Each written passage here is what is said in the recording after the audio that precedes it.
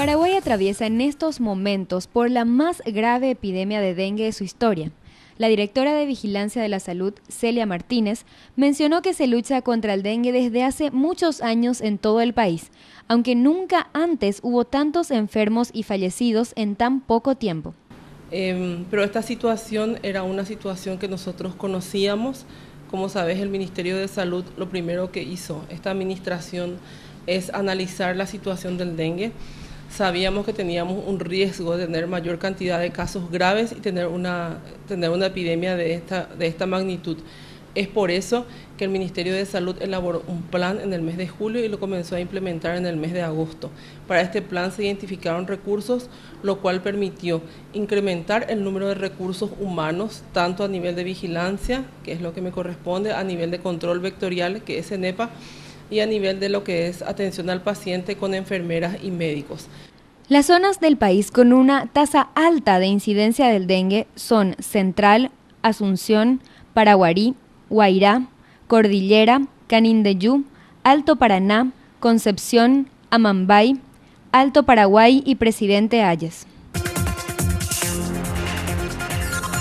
Seguimos aquí en Tribuna Pública. El tema que nos convoca hoy, el dengue, con nuestros invitados especiales. Nos acompaña en estudios el ministro de Salud Pública también, la señora Olga Fernández de la Asociación de Víctimas del Dengue y un plantel de periodistas especialistas en el tema. Vamos nuevamente con nuestros panelistas, con las consultas que quedaron en el tintero en esta edición de Tribuna Pública. Antonella, estaba ahí preparando el lápiz, el micrófono en este caso para las consultas. Así mismo, César. Hola, César, gracias por la invitación. También un saludo aquí a los presentes. Y bueno, yendo también rápido a las preguntas, así como Celsa, ¿verdad? Yo quería consultar algo al ministro. Se hicieron spots televisivos, mensajes de texto que se envían por semana, se hicieron jingles radiales. De todo se hizo para difundir en todos los medios de comunicación la situación del dengue, lo peligroso que es la enfermedad, qué es lo que causa que esta enfermedad siga procreándose y continuando en nuestra sociedad. O sea, mi pregunta es aquí, ¿ustedes no previeron reprogramar lo que es la difusión en los medios, o sea, lo que es el programa de información a la ciudadanía, o hay algo que se está haciendo mal? Porque evidentemente que la inconsciencia continúa. Bueno, esa es una pregunta muy importante y que motiva reflexiones. La comunicación se ha hecho en tiempo oportuno. Nosotros tuvimos un spot que fue muy comentado en las redes sociales, el del bebé dengue. Exactamente, que generó que la población comente sobre, mal o bien, pero sabía que se estaba hablando del dengue. Se generaron acciones de comunicación diferentes, diversas, pero también acciones de comunicaciones que iban dirigidas a grupos especiales. Se hizo reuniones con las cooperativas, con los estudiantes universitarios, con las comisiones vecinales. Se hicieron reuniones con las comisiones vecinales de Luque, Capiatá, Villa Elisa, Ñembú, San Lorenzo, Lambaré, Fernando de la Mora. Es decir, no solamente en una forma exclusivamente a través de los medios de comunicaciones masivos, sino también grupales. De todas maneras, muchas familias se han incorporado, no todas las que hubiéramos querido, pero suelo decir por qué todos no han respondido como nosotros hubiéramos querido. Y si eso no era decepcionante, entonces yo siempre he respondido, si esa hubiera sido una razón, el Vaticano se hubiera cerrado hace muchísimo tiempo, porque insta a no robar y a toda una serie de cosas y se sigue haciendo lo mismo, y lo hace su vecino, lo hace. De todas maneras, también se han hecho a través de radios comunitarias. Yo mismo he ido a radios comunitarias del Bañado, hacer, y también en diferentes comunidades también se ha hecho lo mismo. Sin embargo, hicimos un estudio donde cuando se pregunta a las personas si saben lo que es el dengue y cómo se transmite y qué condiciona y dónde se cría el mosquito, el 90% responden que sí saben perfectamente a las preguntas. Cuando se hace la siguiente pregunta y usted lo está haciendo en su casa, solo el 30% lo hace. Entonces, Es el cambio de conducta, por eso es que hemos iniciado el trabajo con las escuelas, pero ese trabajo no se inició ahora. Ya en el último trimestre del año pasado se instaló el programa del vigilante escolar con el Ministerio de Educación y que se volvió a implementar este año, de ahí que es muy importante. Entonces estamos trabajando y esa es una tarea que va a ser permanente. O sea, nosotros hemos solicitado al Ministerio de Educación y Cultura y ellos han respondido la introducción del dengue dentro del currículum, dentro de la formación, para que sea algo repetitivo y serán los niños y niñas quienes enseñarán a sus padres ahora qué es lo que deben hacer en sus casas y ellos cuando adultos mantendrán esa conducta de eliminar las casas libres de los criaderos. Fernando. Bueno, yo tengo un par de consultas. Se dice que no hay que hacer dos preguntas en una, pero para hacer esto un poquito más breve nomás.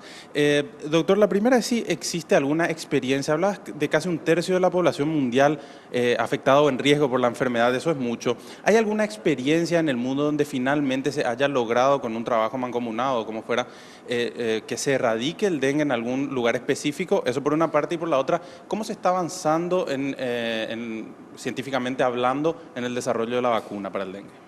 Bueno, con respecto a la experiencia, la problemática del dengue implica, como ya habíamos dicho, intervenir sobre los determinantes sociales. Eso significa inversión, combate a la pobreza, inversión en infraestructura y tener autoridades municipales que se ocupen de la ciudad, de la limpieza, de invertir. Que no se ocupen en limpiar, en pintar una plaza o el arbolito o hacer un pequeño aula, una escuela o un pequeño salón.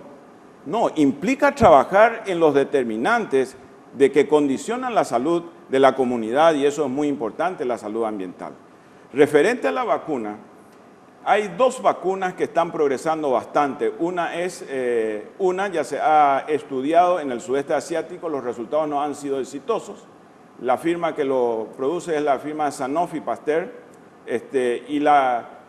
esa misma vacuna actualmente están haciéndose estudios de campo en México, en Brasil, en Colombia. Nosotros esperamos que sus resultados estén disponibles para finales de este año o tal vez el próximo.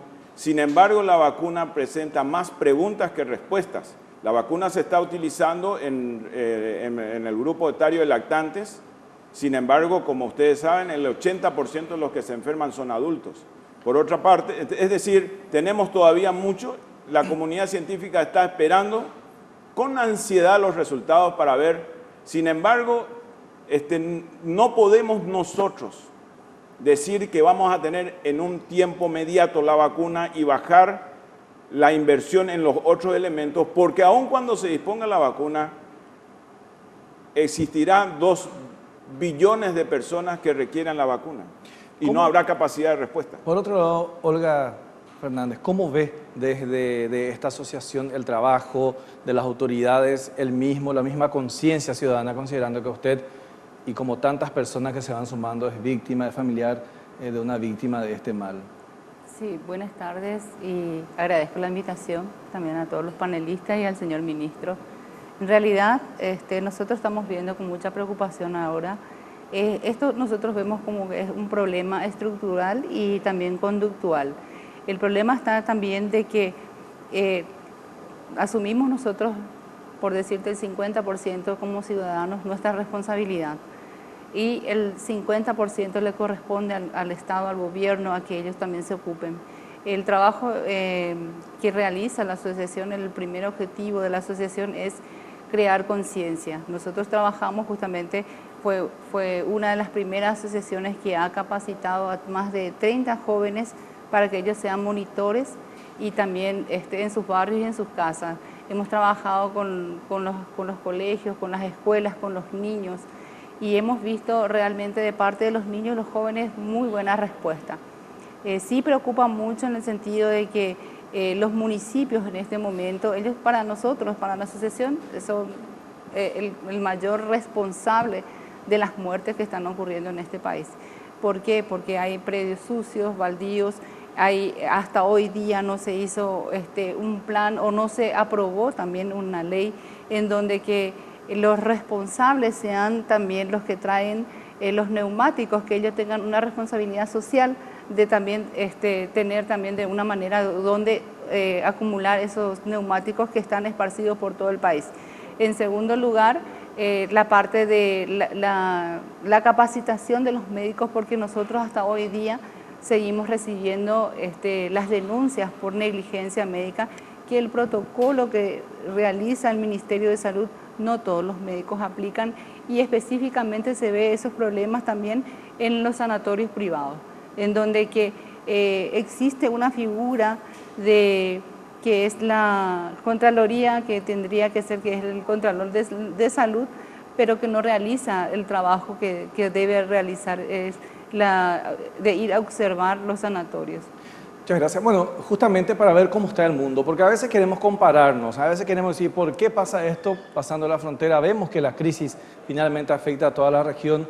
Costa Rica es uno de los países donde se han hecho campañas, donde se ha logrado bajar este índice. ¿Cuál es la situación actualmente en ese pequeño país centroamericano? Estamos en contacto vía Skype con la doctora María Luisa Ávila, exministra de Salud y actualmente directora de un hospital pediátrico. Doctora María Luisa, ¿cuál es la situación actualmente del dengue en Costa Rica?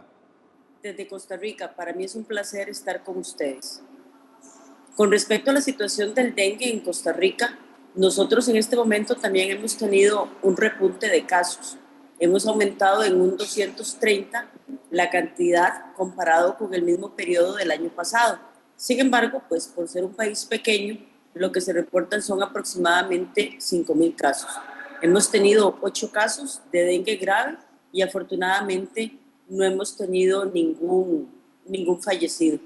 Lamentando mucho de Costa Rica la situación del Paraguay, no conocemos el país a fondo, pero sin embargo las principales recomendaciones que podríamos hacer en este sentido es usar la estrategia de gestión integrada, y esto significa darle mucho énfasis al tema de la recolección de residuos sólidos para que las ciudades estén limpias, asegurarse que la gente no tenga que almacenar agua en sus viviendas, porque esto definitivamente son criaderos, y también tratar de anteponerse a las situaciones. Esto básicamente a través de la medición de los indicadores. Por ejemplo, tamizar casas, de esas casas qué porcentaje tienen criaderos y de esos criaderos qué porcentaje son positivos.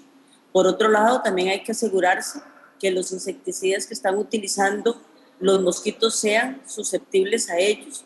Y sin lugar a dudas, porque ustedes han tenido una cantidad muy importante de fallecidos, una de las cosas más importantes es tener un muy buen protocolo clínico de manejo.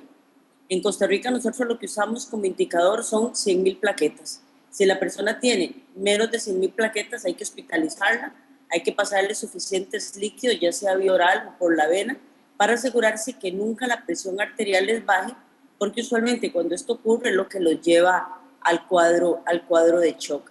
Algunas otras recomendaciones: trabajar en conjunto con las municipalidades, con los diferentes actores sociales, informar muy bien a la comunidad acerca de las acciones que las autoridades sanitarias están haciendo, y por supuesto que desde Costa Rica cualquier cosa que yo les pueda colaborar, pues para mí siempre será un gusto y un honor.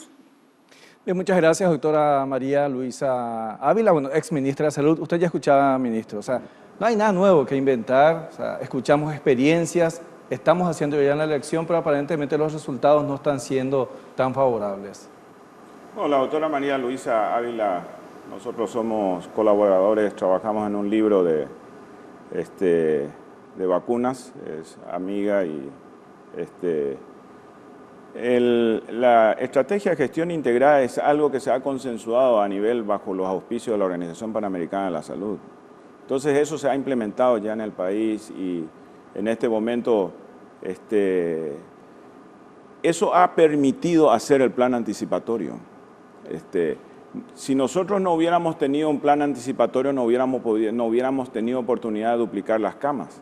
Pero es así de que, por ejemplo, para tener una idea, solamente en el área central se aumentaron las camas de 178 a 420 camas disponibles. y en todo el país solamente, estamos hablando de camas para dengue, y en el país aumentaron en total de 372 a 720. ¿Eso cuánto significa en inversión? ¿Cuánto se gasta por paciente? ¿Cuánto le cuesta al Estado? 500.000 guaraníes día le cuesta cada cama al Estado. Entonces, pero eso fue parte de una planificación. Igualmente se aumentaron 90 camas en cuidados intensivos.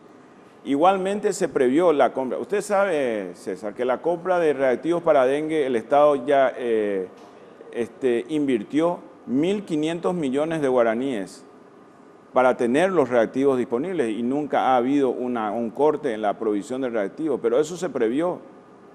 Si no se hubieran previsto los mecanismos correspondientes, no se hubieran tenido. Igualmente se incorporaron 150 sillas de hidratación.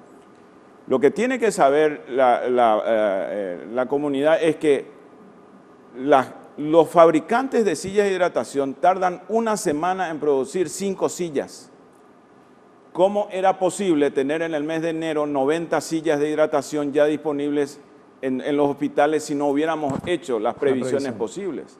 ¿Cómo hubiera sido posible tener insecticidas, tener reactivos de dengue, de suero, si no hubiéramos hecho? Cuando nosotros en el mes de agosto estábamos haciendo los cálculos de necesidades para reactivos, de suero, de camas, siempre manejamos el peor escenario.